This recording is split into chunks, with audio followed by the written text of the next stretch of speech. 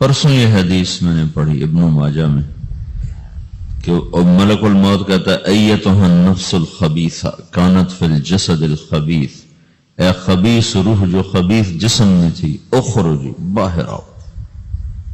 अब वो वापस तो हो नहीं सकता, अपने आप को रोक तो सकता नहीं, तो वो हैरान परेशान खौफ ज़दा, तो उसके जवाब में उसको मलकुल मौत कहता अबशरी अबशरी बिहमीमिन व गस्साक व आखर मिन शक्लिही अज़वाज, तैयार हो जाओ खौफनाक अजाब के लिए और खौलते पानियों के लिए, कांटेदार झाड़ियों के लिए और बेशुमार अजाब की शक्लों के लिए।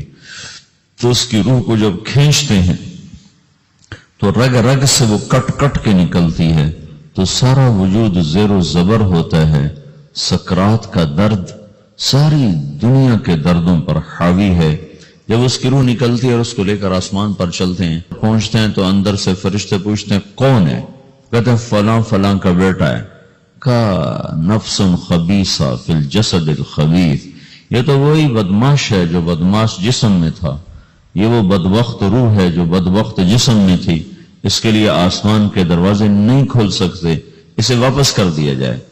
तो आसमान के दरवाजा तो फत्तह लहुम अबवाबुस समा वला यदखुलूनल जन्नत हत्ता यलिजल जमल फी सम्मिल खयात, कि इनके लिए आसमान के दरवाजे नहीं खुलेंगे और इनके लिए जन्नत के दरवाजे नहीं खुलेंगे। फिर ये वहां से नीचे गिराए जाते हैं, जो अल्लाह का कैद खाना है सिज्जीन, वमा अदराका मा सिज्जीन किताबुन मरकूम। वो तुम्हें खबर नहीं कि वो क्या खौफनाक कैद खाना है जो अल्लाह ताला ने बनाया है, उसे वहां धकेल दिया जाता है। फिर क़यामत तक उसके लिए इंतजार की घड़ियां हैं और अजाब की शिद्दत है। और जब कोई नेक आदमी अल्लाह ताला के दरबार में जाने का उसका वक्त आता है तो अल्लाह तबारक व तआला फरमाते हैं इन्नल्लज़ीना क़ालू रब्बुनल्लाहु सुम्मा इस्तक़ामू ततनज़्ज़लु अलैहिमुल मलाइकतु अल्ला तख़ाफ़ू वला तहज़नू व अबशिरू बिल जन्नति अल्लती कुंतुम तुअदून नहनु औलियाउकुम फिल हयातिद दुनिया व फिल आखिरह वलकुम फीहा मा तश्तही अनफुसुकुम वलकुम फीहा मा तदउन नुज़ुलुम मिन गफूर वलकुम फीहा मा तदउन नुज़ुलुम मिन गफूरिर रहीम। जब कोई नेक मर्द औरत के जाने का वक्त आता है तो उसके लिए भी फरिश्ते आते हैं और आकर उसको खुशखबरी देते हैं और आकर उसको तसल्ली देते हैं कि आप गम न करें, पीछे वाले भी आपको मिल जाएंगे, आप खौफ न करें, आगे सारी मंजिलें आपके लिए आसान हैं, आपके लिए जन्नत भी तैयार है, रब भी मेहरबान है। और हदीस पाक में आता है कि मलकुल मौत और 4 फरिश्ते आते हैं, वो 4 फरिश्ते उसको कि मौत का दर्द इसे महसूस ना हो, और मलकुल मौत फरमाते हैं अय्यतुहा नफ्सुल हमीदा कानत फिल जसदिल हमीद उखरुजी, ए नेक रूह जो नेक जिस्म में थी बाहर आओ। क्या करो? व अबशरी बिरौहिन व रैहान व रब्बिन रादिन अन्की गैर गज़बान, आपको बशारत हो आपके लिए जन्नत तैयार हो चुकी है और वहां की सारी नेमतें आपके लिए मुयस्सर हो चुकी हैं और अल्लाह आप पे राजी हो चुका है और अल्लाह आप पे खुश हो चुका है। इस पर उसकी रूह को निकाला जाता है। फिर सारे फरिश्ते उसको इस्तकबाल के साथ जब आसमान पर ले जाते हैं तो अंदर से पूछते हैं कौन है? का फलां फलां का बेटा, फलां फलां की बेटी। कहते हैं नफ्सुन हमीदा फी जसदिन हमीद, ये तो नेक रूह थी जो मरहबम बिही, इसको हम सब इस्तकबाल किसका करते हैं। और एकदम आसमान के दरवाजे खुलते हैं, फिर वो पहला दूसरा तीसरा चौथा सारे आसमान पार करता हुआ अल्लाह पाक के अर्श के नीचे के जाकर, मर्द है या औरत, वहां जाकर सजदे में सर रखता है और अल्लाह ताला फरमाते हैं हाँ इसने हमें खुश किया, हम इसे खुश करेंगे। और उसको आफियत के साथ वहां आसमान में, पहले आसमान से लेकर अल्लाह के अर्श तक ये सब वेटिंग रूम बने हुए जहां अल्लाह अपने अपने दर्जात के मुताबिक जन्नत वालों को ठहराता है। और वो इंतजारगाह है और वक्त खत्म हो जाता है, लिहाजा इंतजार की जो तकलीफ है वो भी खत्म हो जाती है। वक्त खत्म तो इंतजार का एहसास खत्म और टाइम के गुजरने का एहसास खत्म। तो जैसे असहाबे कहफ को अल्लाह ने गार में दाखिल करके तो गार के अंदर से वक्त को निकाल के बाहर फेंक दिया, باہر 300 سال گزرے، اندر آدھا ہی دن گزرا تھا۔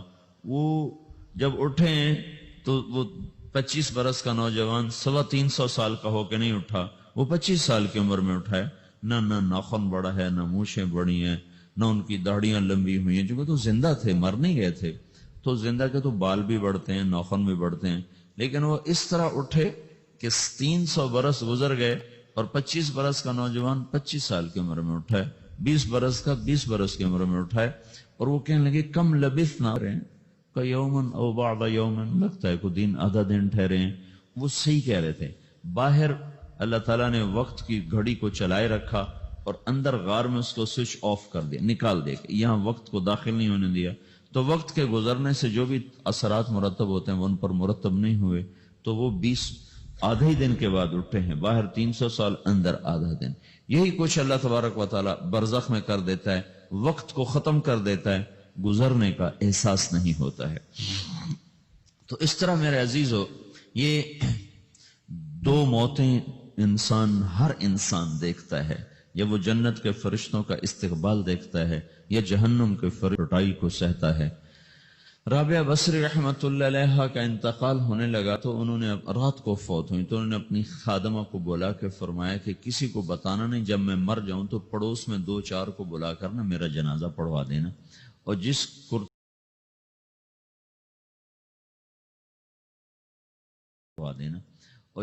کرتے میں تہجد پڑھتی تھی وہی میرا کفن بنا دینا، اور صبح بے شک لوگوں کو بتا دینا، میرے مرنے کے بعد میری میت کو رکھنا نہیں، فوراً دبا دینا۔ جب ان کا انتقال ہوا تو انہوں نے پڑوس کے 2-4-10-20 آدمی بلائے اور ان کو تدفین تجہیز سب کچھ ہو گئی۔ صبح شور مچا کہ وہ رابعہ بصری کا انتقال ہو گیا۔ تو اگلے دن وہ خواب میں اس خادمہ کو ملی اور کہا بیٹی تیری بڑی مہربانی، تو نے میری وصیت کے مطابق عمل کیا۔ اس نے دیکھا کہ انہوں نے ایک خوبصورت سبز لباس پہنا ہوا ہے، تو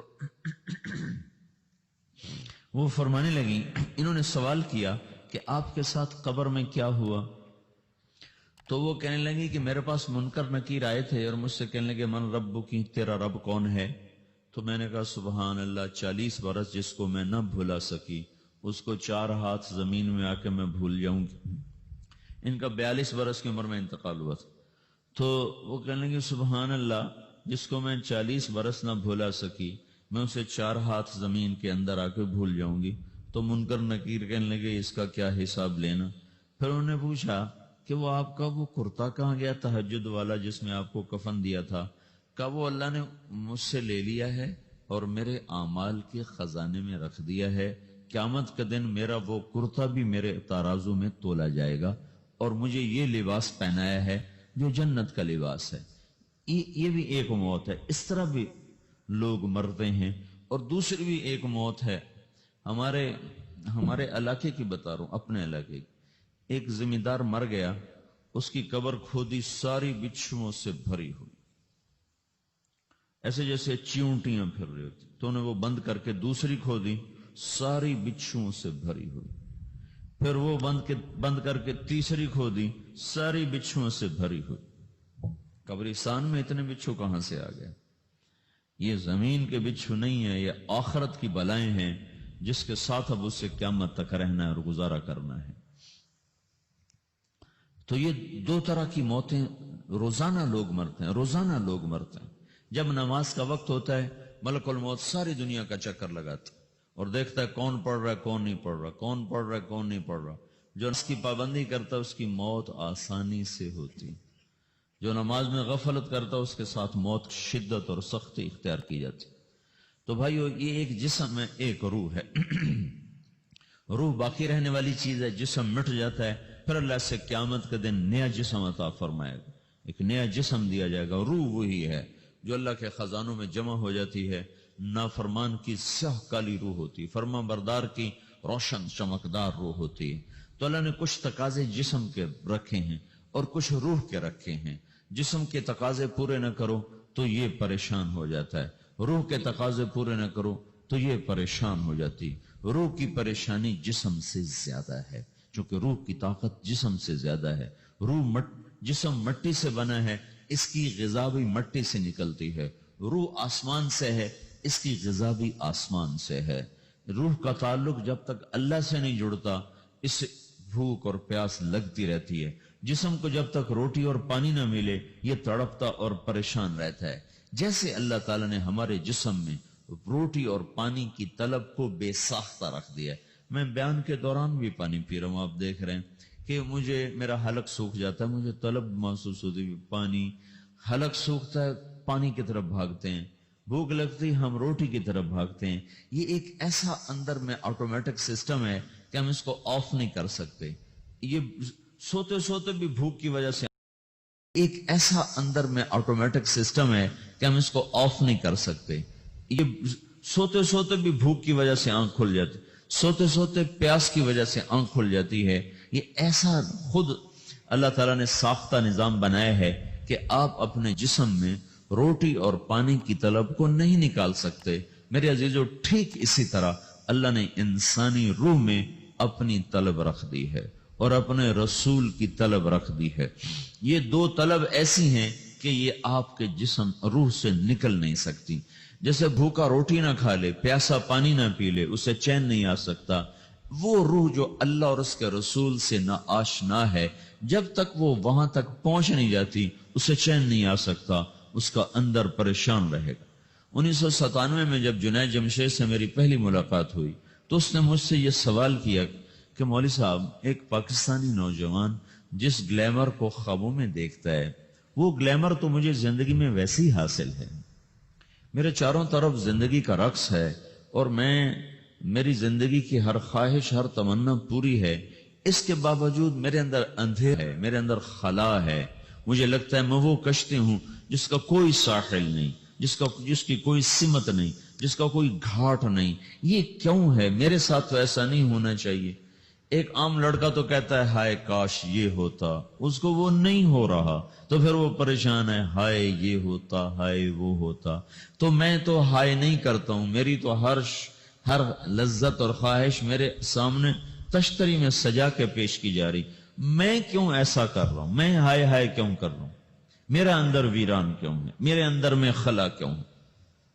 یہ وہی خلا ہے کہ وہ روح کی پیاس کو شراب میں بجھانا چاہتا ہے، وہ روح کی پیاس کو لڑکی میں بجھانا چاہتا ہے، وہ روح کی پیاس کو موسیقی سے بجھانا چاہتا ہے، وہ روح کی پیاس کو دنیا کی رعنائیوں میں 5 سٹار ہوٹلوں سے بجھانا چاہتا ہے۔